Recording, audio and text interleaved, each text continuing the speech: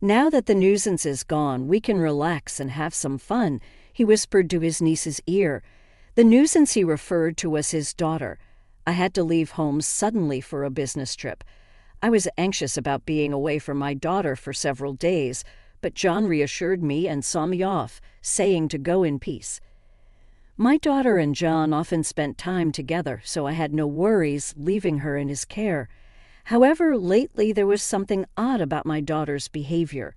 In hindsight, I should have delved deeper into these feelings at the time. "Mommy, don't go to work." My daughter clung to my leg, unwilling to let go, and I failed to notice her desperate SOS. I'm a failure as a mother. Little did I know that John would lock my daughter in the storage room and go on a trip with his niece. I will never be able to forgive John for doing something irreversible to my daughter and niece. My name is Sherry. I married John the same year as I got pregnant. The baby, who's now my 5-year-old daughter Samantha. Our meeting was through a common friend introduction, quite ordinary at that time. John, fond of kids, worked at a toy manufacturer, and I had just been selected for a project at work. Both busy with our jobs, marriage was the last thing on our minds. But then I found out I was pregnant with Samantha. Having the baby meant taking maternity leave and risking being sidelined from the project. I had seen others at my company go through this and felt disheartened about my future. Having seen several colleagues go through the same situation, I felt ashamed for even doubting my future. But John comforted me, saying I'll quit my job and be a full-time stay-at-home dad. He had taken his current job because he wanted our future kids to play with the toys he'd helped create.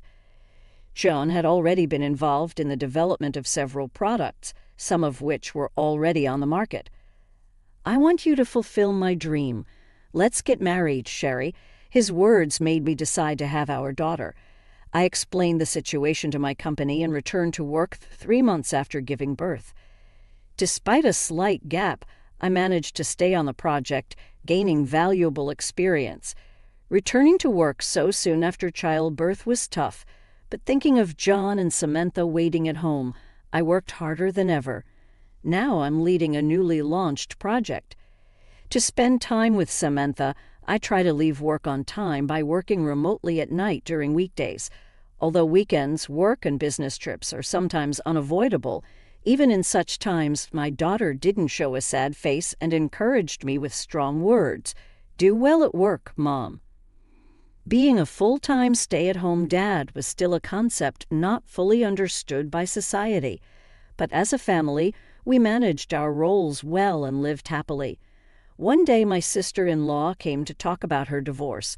Her husband, 10 years her senior, had frequent clashes due to different ways of thinking. Lately, these disagreements escalated, and the final straw was when he raised his hand against her. "That must have been tough for you, sis-in-law." "Not at all. I actually feel relieved. I don't have to see my daughter, Lily, cry anymore.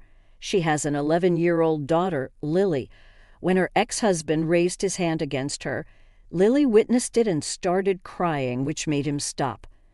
My sister-in-law feared the violence might eventually turn towards Lily and decided to divorce. Hearing this, John jokingly said, "If you ever need anything, just say the word." I'm always home, making everyone laugh. But I nodded in agreement with John's words. She had helped convince our in-laws when John decided to quit his job and become a full-time stay-at-home dad. It's not about being a man or a woman nowadays. Whoever can do it should do it.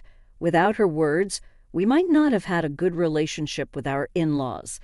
Our happiness is, in part, thanks to her.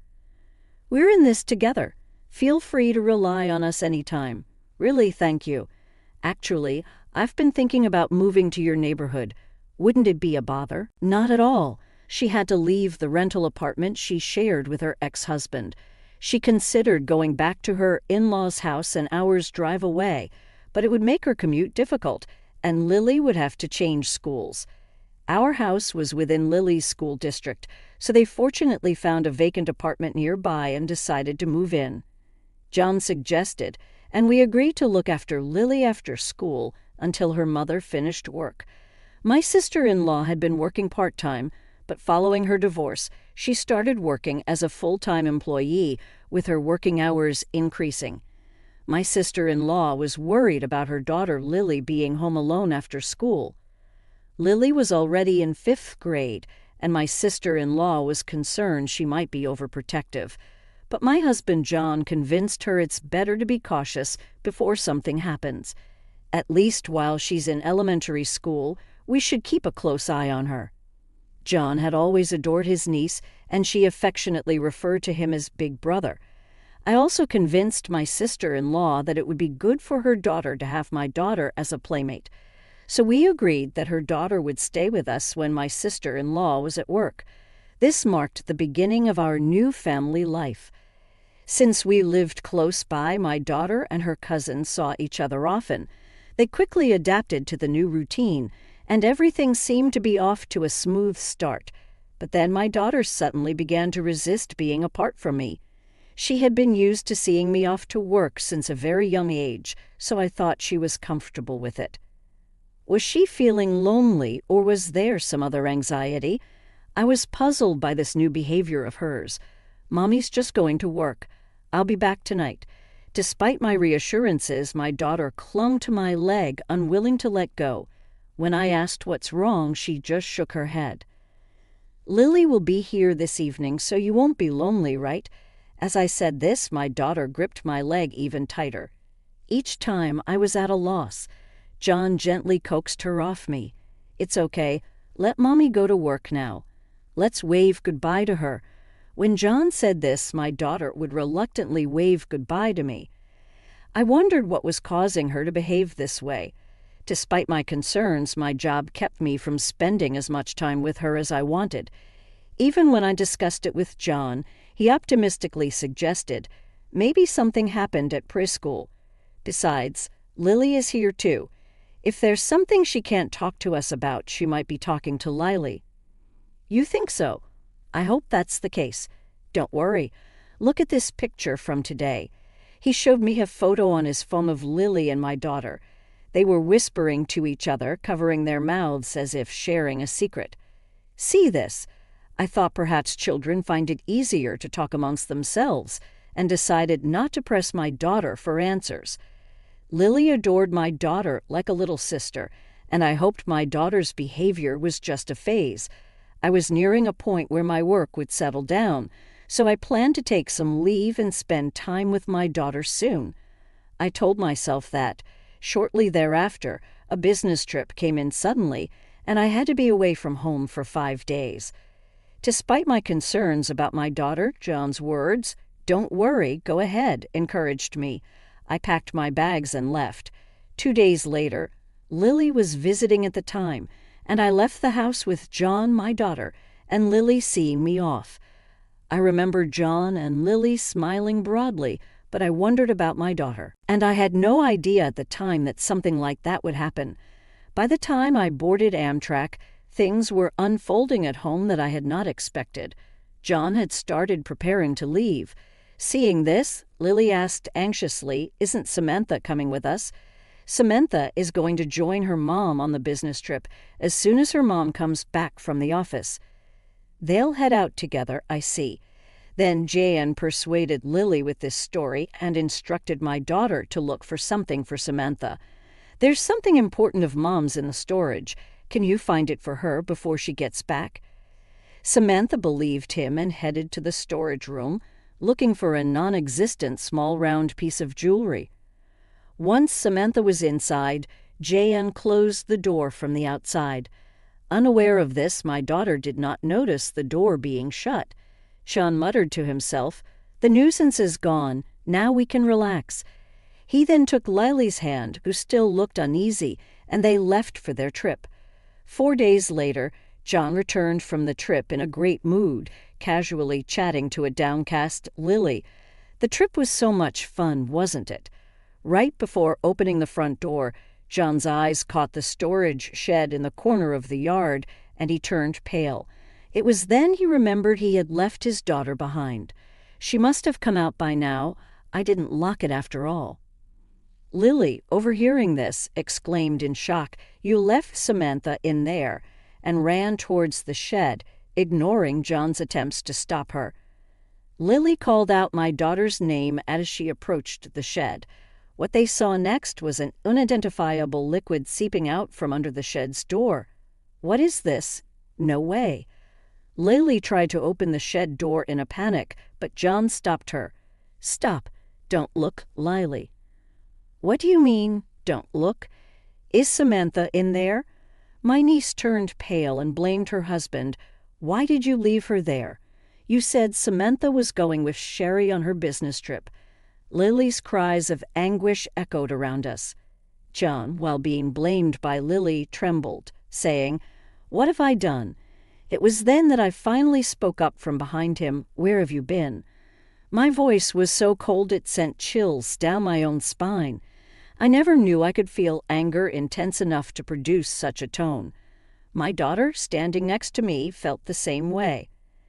Despite her youth, my daughter, Samantha, looked at her father with eyes full of accusations. John, hesitantly turning around, was frozen in shock upon seeing me and Samantha. "Sherry," Samantha. Contrary to his astonishment, Lily, upon seeing Samantha, burst into tears and hugged her. "Thank goodness, Samantha, you're safe." Hugged by Lily, Samantha shifted her gaze away from John and hugged Lily back, as if confirming her safety. I wondered how much these children had been affected by John's actions. I stood protectively in front of my daughter Samantha and niece Lily. Yet John, with faint concern, muttered towards Samantha, "I'm glad you're safe. Glad she's safe after you left her behind. What are you saying now? Samantha said she wanted to be with you. And why are you here, Sherry? Weren't you on a business trip? You were supposed to return tomorrow." "Oh, so you thought you'd be back before I got home. Could it be that you often leave Samantha like this when I'm away?" John fell silent at my words. His silence was more affirming than anything else. I've already heard the story from Samantha. I'll be hearing it from Lily as well. Turning to Lily, who was still embracing Samantha, she met my gaze firmly and nodded as if she had made a decision. The fact that I was able to rescue my daughter Samantha was a stroke of sheer luck. The thought of what could have happened if my business trip dates hadn't changed sent shivers down my spine. On the day I was supposed to leave, I indeed boarded the Amtrak. However, I received a sudden notification that the trip was canceled. So I got off the train mid-journey and returned home since the trip was called off. I could return home directly, arriving earlier than my usual time. Finally, I would have a chance to talk with Samantha. I took a taxi from the station, rushing home. As I got out of the taxi and approached the front door, I heard a voice calling, "Mommy." Thinking Samantha had seen me and was running towards me, I turned towards the voice, only to be shocked. Samantha's voice was coming from inside the storage shed. In a panic, I opened the shed door to find my daughter there, drenched in sweat and sobbing uncontrollably. At her feet lay the burst remnants of a water-filled, bouncy ball I had given her. This toy was developed by John when he was still working at the toy manufacturer. I had given it to Samantha, hoping to cheer her up when she first started showing signs of distress. Apparently, she panicked when she realized the door was shut, either throwing or stepping on the ball, causing it to burst. The liquid seeping out of the shed was from this ruptured, bouncy ball. The floor was also scattered with Samantha's old clothes. "What happened? Why are you in here?" I hugged my crying daughter and asked her. What she told me then ignited a fury in me the likes of which I had never felt before in my life. "Samantha said you asked her to look for my jewelry. She's deeply shocked both from being left behind and being locked in. The door wasn't locked. I thought she would come out on her own. Being suddenly shut in is frightening even for adults. It's not surprising she panicked and couldn't open it." I've heard about the usual situation. Now I finally understand why Samantha started acting out. My husband would have noticed the cause anyway. After all, he was the cause of it. After we started looking after Lily, John began to favor her, neglecting Samantha. My daughter felt increasingly lonely as John paid attention only to Lily. But Samantha, caring for me and my busy schedule, could only express her feelings in such a way. It seems she also knew Lily was troubled by John's behavior. The photo of them whispering might have been taken while they were discussing this. Samantha really wanted to talk to me about Lily and hoped I could help in some way. However, Samantha didn't have the right words to accurately convey this.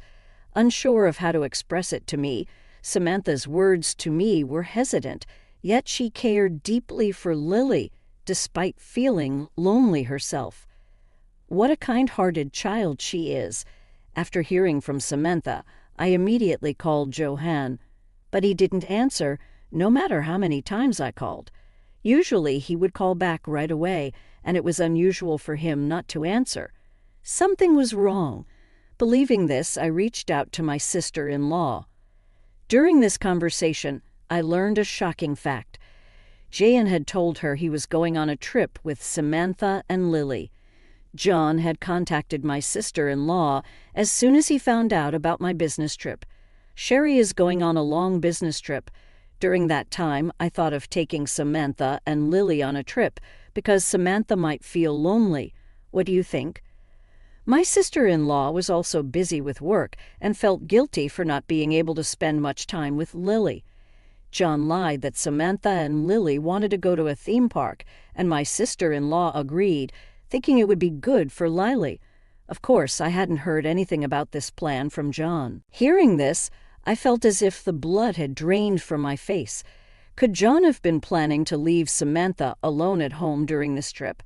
I informed my sister-in-law that Samantha was actually at home. When I mentioned that I couldn't reach John, she said she would try calling him herself, and we ended the call. I thought something was off and checked around the house. I was shocked. There were lots of prepared meals in the fridge, and the water heater for the bath was left on. Could it be that he prepared all this so Samantha could stay alone? That is, John had planned to leave our 5-year-old daughter alone for 4 days with just these arrangements. My sister-in-law managed to reach John, who was apparently at the theme park with Lily, and casually said, "I'll have to hang up. Our turn for the attraction is coming."